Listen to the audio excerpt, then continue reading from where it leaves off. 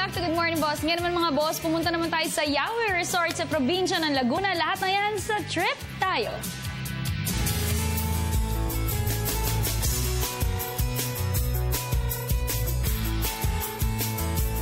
Good morning mga boss! Andito tayo ngayon sa Pansol, Laguna. Ang Pansol, Laguna ay sikat o kilala sa kanilang mga hot spring. At ngayong umaga, andito tayo sa isa sa mga hot spring resort sa lugar na ito, ang Yawes Hot Spring. At para pag-usapan, kasama po natin ang may-ari na si Miss Belia de Mayuga. Magandang umaga po. Magandang umaga sa iyo, Carla.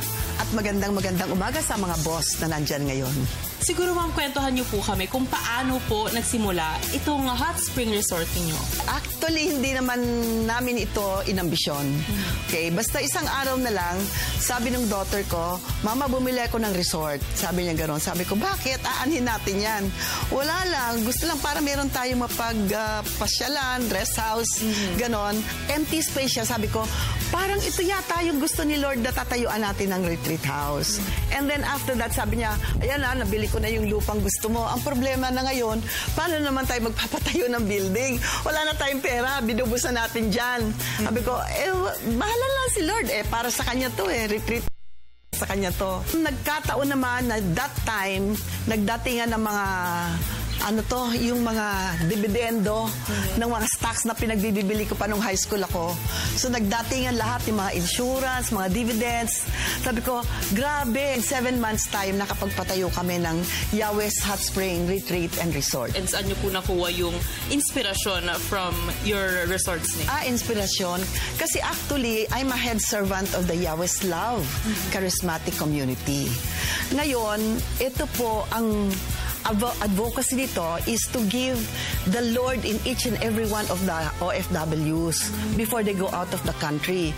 So, ang ginawa ko, yung mga OFWs na yan, tsaka mga promotion, mga talents, dito namin sila nire-retreat bago sila umalis. Ano-ano po mga facilities na makikita dito sa retreat house and sa rest house na ito? Okay, actually, we can accommodate up to 150 packs dito to sleep in here. Pero dito sa aming conference room, pwede hanggang 250 packs po. Nagkumain tayo kanina dyan sa dining room.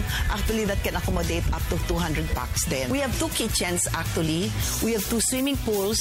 We have 2 jacuzzis. And we have rooms na iba-iba. May dormitory tayo. Good for almost 90 packs ang dormitory natin. Tapos meron mga family rooms, meron din mga deluxe rooms, iba-ibang klase siya.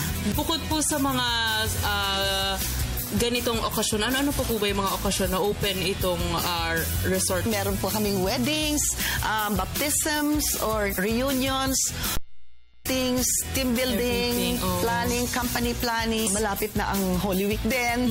So yung mga gustong mag-spend ng Holy Week dito, this is a very, very ideal place. Nandyan po ang ating crucifixion, ang resurrection, kung paano namatay ang Panginoon sa pag-ibig niya sa ating lahat. Kanina sinabi niyo po, reasonable ang mga prices dito sa inyong resort. Siguro po bigyan po natin sila ng onting, kumbaga, price list. Tuwing weekend po, 998 per pax lang dito. It includes already the sleeping quarters, of course, yung kanilang entrance fee, kasama na yung swimming, kasama na yung videoke, may mga games po kami, bilyar, meron kaming mga table games, mga Scrabble, ganyan, kung ano-ano. Tapos, ang meron silang 5 meals included na doon. That's every weekend.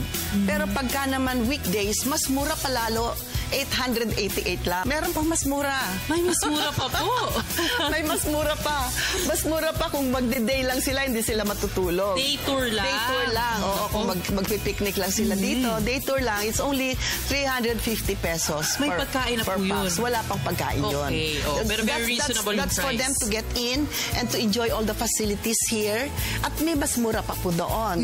May mas mura pa. Basta spiritual activities, ililibre na po namin ang conference room namin.